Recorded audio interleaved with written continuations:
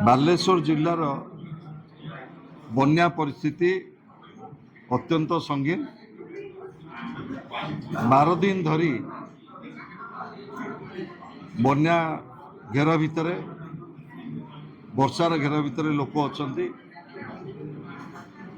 सुवर्णरेखा, जलका, बुढ़ाबलंग, कांस बांस प्रभृति नदी गुड़िक प्रबल बन्या एवं ब्याकवाटर आसवा फल बालेश्वर जिलार प्राय 9टी ब्लॉक प्रभावित एपर्यंत रिलीफ जहाँ पहुँचवा कथा क्षतिग्रस्त लोकों पाखे से रंधा खाद्य हो, से चूड़ागुड़ हो, चाउल हो एवं पॉलिथिन खंडे लोक पाइबारु वंचित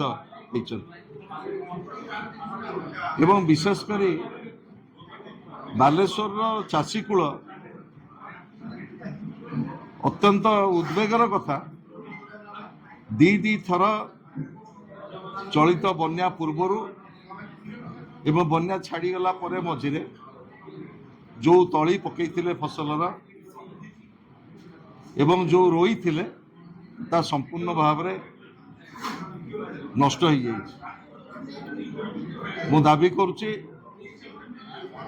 जो चाषी माने क्षतिग्रस्त होती से रिलीफ कोड अनुसार क्षतिपूरण दि जाऊ एवं संपूर्ण भाव में कृषि ऋण छाड़ करा जाऊ।